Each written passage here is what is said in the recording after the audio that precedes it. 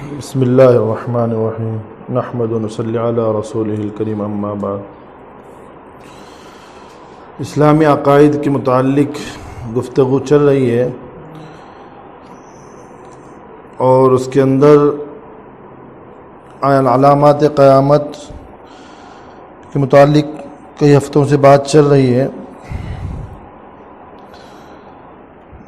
اس سے پہلے جو بات چل رہی تھی وہ دجال کے خروج اور دجال کن شہروں میں جائے گا۔ تو اس زمانے میں مسلمانوں کے 3 شہر ہوں گے، ان میں سے ایک شہر ایسی جگہ پر ہوگا جہاں 2 سمندروں کی ملنے کی جگہ ہے، اور وہ اس کے بارے میں بتایا تھا کہ اس روم کے سمندر اور فارس کے سمندر ہے، اس سے مراد کہ یہ 2 سمندر جہاں ملتے ہیں وہ جگہ، اس شہر 3 شہر جو مسلمانوں کے زمانے میں ہوں گے دجال کی فتنے کے زمانے میں، اس میں سے ایک تو یہ شہر، اور دوسرا شہر ہیرا عراق کے مقام پر ہوگا، اور تیسرا شام کے مقام پر۔ تو وہ مشرق کے لوگوں کو شکست دے گا، اور اس شہر میں سب سے پہلے آئے گا جو 2 سمندروں کے ملنے کی جگہ پر ہے۔ اب وہ ہیرا جو ہے نا، یہ عراق کا وہ علاقہ ہے جس کے قریب ہی صحابہ کرام رضی اللہ عنہ کے دور میں شہر کوفہ آباد ہوا تھا، جس کے متعلق پچھلے ہفتے بتایا گیا تھا۔ تو شام سے اصل ملک شام مراد ہے، یہ جو تیسرا شہر جو ہوگا مسلمانوں کا اس زمانے میں وہ شام میں ہوگا۔ تو شام سے کون کون سے علاقے مراد ہیں؟ تو شام سے اصل ملک شام مراد ہے، مطلب ابھی کا نہیں، اس وقت کا، آج سے پہلے 1400 سال پہلے جو شام تھا۔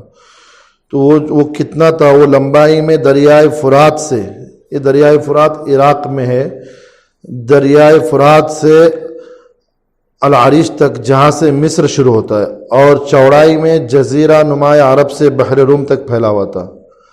اب اس کے اندر اتنے سارے جو لمبائی چوڑائی جو بتائی شام کی، تو اس میں کون کون سے آج کی جو ملک ہیں وہ سب اسی میں آتے ہیں۔ اردن ہے، فلسطین ہے، لبنان ہے، موجودہ سوریہ ہے جس کو سیریا کہتے ہیں، دمشق ہے، بیت المقدس ہے، طرابلس ہے، انطاکیہ، سب اسی کے حصے تھے اس زمانے میں شام کے۔ شام کافی بڑا تھا، تو وہ شام مراد ہے یہاں پر حدیث کے اندر۔ تو شہر کے لوگ 3 گروہ میں بڑھ جائیں گے۔ کون سے شہر کے؟ جو سب سے 3 شہر ہوں گے مسلمانوں کے۔ تو پہلا شہر جو 2 سمندروں کے ملنے کی جگہ پر، یعنی بحر روم اور بحر فارس، یعنی بحر ایران، فارس سے مراد ایران ہے، ایران کو فارس بولتے تھے۔ تو وہ شہر میں جائے گا۔ تو پہلے وہ شہر کی حالت بتا رہے کہ شہر کے لوگ 3 گروہ میں بڑھ جائیں گے، 3 جماعت ہو جائیں گے لوگوں کی۔ ایک جماعت رہ جائے گی، وہ اسی شہر میں رہے گی، دیکھے گی کہ دجال کون ہے اور کیا کرتا ہے، وہ دیکھنے کے لیے وہ وہیں رکے گی ایک جماعت۔ یہ گروہ دجال کی پیروی کرے گا، کیونکہ وہ وہاں رکے گا۔ حالانکہ کہا گیا کہ دجال کے فتنے میں اپنے آپ کو اس سے بچاؤ، حدیثوں میں بھی آیا ہے، پہاڑوں میں چلے جاؤ، جنگلوں میں چلے جاؤ، سرنگوں میں، گفا کے اندر چلے جاؤ، یہاں تک کہ بکریاں بھی لے کے جاؤ تاکہ تم اپنا بسیرا اس کے ذریعے سے کر جاؤ، جب تک یہ دجال کا فتنہ ختم نہیں ہوتا شہروں میں، آبادیوں میں مت آؤ۔ تو ایک گروہ تو اس میں کو وہیں رکے گا، اور وہ ایک سوچے گا کہ ہم دیکھیں گے دجال کون ہے اور کیا کرے گا، تو وہ گروہ تو دجال کی پیروی کر لے گا، اور ایک جماعت جو ہے وہ دیہات میں چلی جائے گی اس کے فتنے سے بچنے کے لیے۔ ایک گروہ جو ہے، ایک جماعت اپنے قریب والے شہر میں منتقل ہو جائے گی۔ اب قریب والا وہ دوسرا، 3 شہروں میں سے دوسرا، بظاہر اس سے مراد ساحل فرات کی طرف نکل جائے گا، یعنی ایک جماعت ساحل فرات جو دریا ہے اس کے ساحل کی طرف نکل جائے گا، جو دجال سے جنگ کرے گا۔ پھر دجال اس سے قریب والے شہر میں آئے گا، اس میں بھی لوگوں کی اسی طرح 3 جماعت ہو جائیں گے، اور تیسرا گروہ اس قریب والے شہر میں منتقل ہو جائے گا، اور وہ شام والا شہر، 3 شہر ہے تو اس میں سے تیسرا شام والا ہے، منتقل ہو جائے جو شام کے مغرب حصے میں ہوگا، یہاں تک کہ مسلمان اردن، یعنی مومنین جو ہے اردن اور بیت المقدس میں جمع ہو جائیں گے، یعنی فلسطین میں جو بیت المقدس ہے، وہ بیت المقدس میں مسجد اقصیٰ کے پاس وہاں جمع ہو جائیں گے، اور دجال شام میں فلسطین کے ایک شہر تک پہنچ جائے گا جو باب لد پر واقع ہوگا۔ اب فلسطین میں ایک شہر تک پہنچ جائے جو باب لد پر، یعنی یہ لد، یہ ابھی اسرائیل، یہ شہر سے مراد اسرائیل، اور اسرائیل میں وہ ایئرپورٹ بھی بنا ہے ان کا، یہ لد نام کا۔ اور یہ باب، یعنی باب عربی میں گیٹ کو بولتے ہیں، جیسے ہم لوگ گیٹ بولتے ہیں، گیٹ آف انڈیا، اس طرح نام جو ہے اس طرح باب لد، یعنی وہ گیٹ ہوگا ایک بڑا بنایا ہوا، تو بنایا ہوا بھی ہے اور اس کا نام بھی لد ہی ہے، وہ ایئرپورٹ کے قریب ہی ہے۔ کون سے ایئرپورٹ کے؟ لد نام کا ایئرپورٹ ہے اسرائیل میں۔ تو یہ دجال وہاں ہوگا، فلسطین کے ایک شہر تک پہنچ جائے گا جو باب لط پر واقع ہوگا اور مسلمان جو ہے وہ عفیق نامی گھاٹی کی طرف سمٹ جائیں گے. گھاٹی جو دو پہاڑوں کے بیچ کا راستہ ہوتا ہے، جو جگہ ہوتی ہے اس کو بولتے ہیں گھاٹی. اب یہ گھاٹی کی طرف سمٹ جائیں گے. یہ 2 میل لمبی گھاٹی اردن میں واقع ہے. اردن میں یہاں سے وہ اپنے مویشی چرنے کے لیے بھیجیں گے. یعنی مسلمان اپنے مویشی یعنی جانور، بکریاں جو بھی اور بھی جانور ہوں گے، وہ جانور چرنے کے لیے بھیجیں گے، جو سب کے سب ہلاک ہو جائیں گے. مطلب ظلم ہوگا ان پر، دشمنان اسلام ہلاک کریں گے، دشمنان اس وقت جو دشمن ہوں گے وہ ہلاک کریں گے. بالآخر مسلمان بیت المقدس کے ایک پہاڑ پر محصور ہو جائیں گے. محصور ہو جائیں گے یعنی وہاں پہ چھپ جائیں گے، وہاں رک جائیں گے جا کے ایک پہاڑ میں، ایک پہاڑ پر جس کا نام جبل دخان ہے. یہ وہی ہے بیت المقدس فلسطین کے ایک علاقے میں ہے جبل دخان.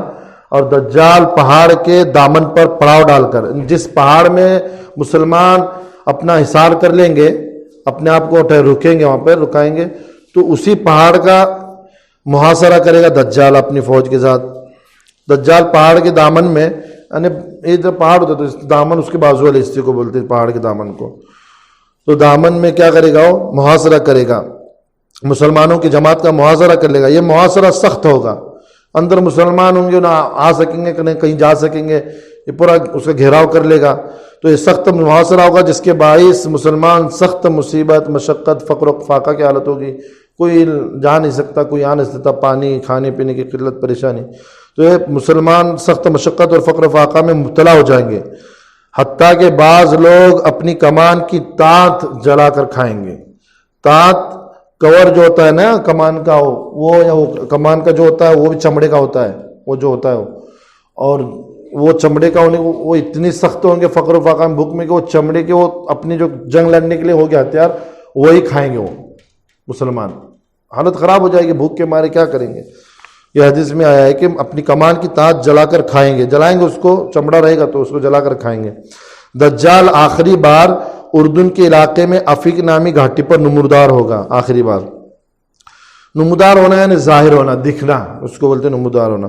اس وقت جو بھی اللہ اور یوم آخرت پر، اس وقت جب یہ چلتا رہے گا، اللہ اور یوم آخرت پر ایمان رکھتا ہوگا، وہ وادی اردن میں موجود ہوگا. یعنی وہ اس وادی اردن میں موجود ہوگا، وہ عفیق نامی گھاٹی جو ہے اس علاقوں میں جہاں دجال نمودار ہوگا آخری بار. وہ 1/3 مسلمانوں کو قتل کر دے گا. وہاں پہ جنگ ہوگی تو 1/3 مسلمان وہاں قتل شہید ہو جائیں گے، قتل کر دے گا، اور 1/3 کو شکست کر دے گا، بھگا دے گا، اور صرف 1/3 مسلمان باقی بچیں گے. جب محاصر لمبا ہوگا، کافی لمبا چلے گا محاصرہ، تو مسلمانوں کے امیر حضرت مہدی ان سے کہیں گے کہ اب کس کا انتظار ہے. مسلمانوں سے کہیں گے کہ ایک جماعت تو شہید ہو گئی، ایک جماعت بھاگی، شکست کھا گئی، ایک جماعت رہے گی. تو کہیں گے اب کس کا انتظار ہے؟ اس شرکت سے جنگ کرو تاکہ شہادت یا فتح میں سے تم ایک چیز کو پالو، حاصل کر لو. مسلمان کا تو یہی ہے، اللہ کے راستے میں جہاد کرنا ہے. شہید ہوں گے تو مریں گے تو قتل کیے جائیں گے تو شہید ہو جائیں گے، وہ بھی کامیابی ہے، اور زندہ رہیں گے تو فتح پائیں گے، وہ بھی کامیابی ہے. شہادت یا فتح میں سے ایک چیز تم کو حاصل ہو جائے گی. اس طرح حضرت مہدی جو امیر ہوگی جماعت کے، وہ کہیں گے. چنانچہ سب لوگ پختہ عہد کر لیں گے، یعنی سب وعدہ کر لیں گے، صبح ہوتی ہی نماز فجر کے بعد دجال سے جنگ کریں گے. اس طرح طے کر لیں گے وہ لوگ. اور وہ رات جو ہوگی نا، کل صبح جنگ کے بارے میں طے ہوگا، تو وہ رات سخت تاریک ہوگی، یعنی اندھیری رات ہوگی، سخت اندھیری رات ہوگی، اور لوگ جنگ کی تیاریاں کر رہے ہوں گے. صبح نماز کے بعد جنگ کا طے ہوتا ہے تو اس کے مطابق تیاریاں ہوتی رہیں گی. صبح کی تاریکی میں، یعنی بالکل طلوع صبح صادق کے وقت جو ہوتا ہے، صبح کی تاریکی میں اچانک کسی کی آواز سنائی دے گی کہ تمہارا فریاد رس آ پہنچا. فریاد رس تمہاری سننے والا، تمہاری فریاد کو سننے والا، اس کو بولتے فریاد رس، تمہاری فریاد کو پہنچنے والا، تمہاری آواز کو پہنچنے والا ہے نا، آواز کو سننے والا. یہ لوگ مسلمان اللہ سے مدد مانگتے ہی رہیں گے، اللہ سے کہتے رہیں گے. حالات اس طرح آئیں گے، جنگ کا ہوگا اور اس طرح فتنہ ہوگا اور مسلمانوں کو پریشانی ہوگی، تو اس وقت تک آواز آئے گی، ان کو کسی کی آواز سنائی دے گی مسلمانوں کے، تمہارا فریاد رس آ پہنچا. لوگ تعجب سے کہیں گے یہ تو کسی شکم سیر کی آواز ہے. یعنی شکم سیر جو پیٹ بھر کے کھاتا ہے نا، کھانے کے بعد جو آواز نکالتا ہے وہ اس کی آواز ہوگی، ایسا سمجھیں گے. غرض نماز فجر کے وقت حضرت عیسیٰ علیہ السلام نازل ہو جائیں گے. نماز فجر کے وقت سیدنا حضرت عیسیٰ علیہ السلام نازل ہو جائیں گے. نزول نازل ہو جانا یعنی اترنا, اوپر سے اترنے کو نازل ہونا بولتے ہیں عربی کے اندر, اوپر سے نیچے اترنے کو نازل ہونا بولتے ہیں. تو حضرت عیسیٰ علیہ السلام نازل ہو جائیں گے. نزول کے وقت وہ اپنے دونوں ہاتھ دو فرشتوں کے کندھے پر رکھے ہوں گے. اس طرح حدیثوں میں آیا ہے کہ اس طرح دو فرشتوں کے کندھے پر ان کے ہاتھ ہوں گے, اور حضرت عیسیٰ علیہ السلام اس طرح آسمان سے نازل ہوں گے. اور آپ مشہور صحابی یعنی حضرت سیدنا عیسیٰ علیہ السلام مشہور صحابی حضرت عروہ بن مسعود رضی اللہ عنہ کے ہم شکل ہوں گے, ان کے جیسے دکھتے ہوں گے. حضرت عروہ جو صحابی گزرے ہیں, قد و قامت درمیانہ یعنی لمبائی بالکل درمیانی, ایک دم زیادہ لمبے نہیں زیادہ ٹھنگنے نہیں, درمیانی قسم کے, جو آپ صلی اللہ علیہ وسلم کی اس کی سیرت میں بھی آتا ہے کہ آپ صلی اللہ علیہ وسلم درمیانہ میانہ روی کے درمیانہ قد کی تھے. رنگ جو ہوگا سرخ اور سفید, جو خوبصورتی کی علامت ہے سرخ اور سفید. صرف سفیدی بھی خوبصورتی نہیں ہوتی, سفید کے ساتھ سرخ ہونا وہ زیادہ خوبصورت لگتا ہے. تو حضرت آپ سیدنا عیسیٰ علیہ السلام سرخ سفید, اور بال شانوں تک پھیلے ہوں گے یعنی کندھوں تک. عیسیٰ علیہ السلام کے بال یہاں تک پھیلے ہوں گے, اس طرح شان اس کو بولتے ہیں کندھے کو, یہاں تک بال پھیلے ہوں گے. سیدھے صاف اور چمکدار ہوں گے آپ کے بال, جیسے غسل کے بعد ہوتے ہیں. جب ہم لوگ غسل کر کے آتے ہیں بال کتنے فریش بہترین خوبصورت لگتے ہیں, تو اس طرح حضرت عیسیٰ علیہ السلام کے بال نظر آئیں گے جیسے غسل کے بعد ہوتے ہیں. سر جھکائیں گے تو اس سے پانی کی قطرے موتیوں کی طرح ٹپکیں گے ماشاءاللہ, اور جب سر اٹھائیں گے تو اس سے ایسے قطرے گریں گے کہ جو چاندی کے دانوں کی طرح چمکدار اور موتی کی طرح سفید ہوں گے, جس پر ایک زرہ اور ہلکے زرد رنگ کے دو کپڑے ہوں گے. یعنی ایک زرہ پہنے ہوں گے, زرہ وہ جنگ میں پہننے کے لباس کو بولتے ہیں زرہ, جو لوہے کا ہوتا ہے, اور زرد رنگ کے ہلکے دو کپڑے ہوں گے. یعنی ایک اوپر کا کپڑا ایک نیچے کا کپڑا, دو کپڑے. پیلا زرد رنگ یعنی پیلا, ہلکا پیلا رنگ, لائٹ میں سمجھ لو, ہلکے پیلے رنگ ایسے سمجھ لو. تو زرد رنگ کے دو کپڑے پہنے ہوں گے. جب یہ جس وقت یہ نازل ہوں گے اس طرح یہ حضرت کی کیفیت ہوگی. جس جماعت میں آپ کا نزول ہوگا یعنی جن لوگوں میں, وہ جو لوگ ہوں گے اس جماعت میں جو جنگ کے لیے صبح میں دجال کے لیے تیاری کرتے رہیں گے حضرت مہدی کے ساتھ. وہ ایک جماعت بچی تھی مسلمانوں کے, وہ جس جماعت میں آپ کا نزول ہوگا وہ جماعت اس زمانے کے صالح ترین ہوں گے. صالح ترین بہت ہی نیک لوگ ہوں گے اس زمانے کے, دنیا کے اندر اس زمانے کے. ظاہر سی بات ہے نیک ہی لوگ ہوں گے, اس لیے تو اللہ نے ان کو دجال کے خلاف جہاد کے لیے منتخب کیا. اور حضرت کیونکہ حدیث میں آتا ہے نا, جو حضرت مہدی کے ساتھ اول والے میں بیت علی الجہاد کر کے جہاد کے لیے تیار ہو جائے, ان کے لیے بہت بڑی فضیلت ہے. بہت بڑی بولے تو اصحاب بدرین کی فضیلت ہے. یعنی جنگ بدر جو اسلام کے اندر جو بہت ہی بڑی فضیلت والی شمار کی جائے, تو حقیقت یہی ہے کیونکہ ابتدا پہلی جنگ تھی, غزوہ تھا, تو اس میں جو فضیلت صحابہ کو حاصل تھی, اصحاب بدر کو, بدر میں شریک صحابہ کو, ان کی فضیلت ملے گی جو اول وہلے میں 313 حضرت مہدی کے ہاتھ پر بیت علی الجہاد کریں گے دجال اور کافروں کے خلاف. اسلام اور کفر کی جنگ ہوگی پوری دنیا میں اس وقت. تو وہ بہت ہی نیک لوگ ہوں گے دنیا کے اس وقت کے, اور وہ 800 مرد اور 400 عورتوں پر مشتمل ہوں گی. مرد 800 ہوں گے اور 400 عورتیں ہوں گی. ان کے پوچھنے پر آپ اپنا تعارف کرائیں گے, لوگ پوچھ لیں گے آپ کون ہیں کیا ہیں تعارف, تو آپ علیہ السلام اپنا تعارف کرائیں گے اور دجال سے جہاد کے بارے میں ان کے جذبات و خیالات معلوم فرمائیں گے. لوگوں سے ان کے خیالات جذبات آپ معلوم کر لیں گے. اس وقت مسلمانوں کے امیر حضرت مہدی ہوں گے جن کا ظہور نزول عیسیٰ علیہ السلام سے پہلے ہو چکا ہوگا, جیسا کہ پیچھے تذکرہ بھی آیا کہ ان کا ظہور وہ پیدا ہوں گے, پھر اچانک جب وقت آئے گا اللہ تعالیٰ ان کو ایک رات پہلی شاید ایسا کچھ بتا دیا جائے گا, ان کا ظہور ہو جائے گا. نا وہ لوگوں میں ظاہر ہوں گے مہدی کے نام سے, حضرت مہدی کے نام سے, وہ سب آ گیا ہے, محمد نام ہوگا, تو وہ پہلے ہو چکیں گے. وہ مسلمانوں کی قیادت کرتے رہیں گے, اسی درمیان جنگ ہوگی کیونکہ دجال پہلے اپنا فتنہ کافی برپا کر چکا ہوگا, کئی لوگوں پر ظلم کیا چکا ہوگا, یہ سب طرف مسلمانوں کو ختم بھی کرے گا.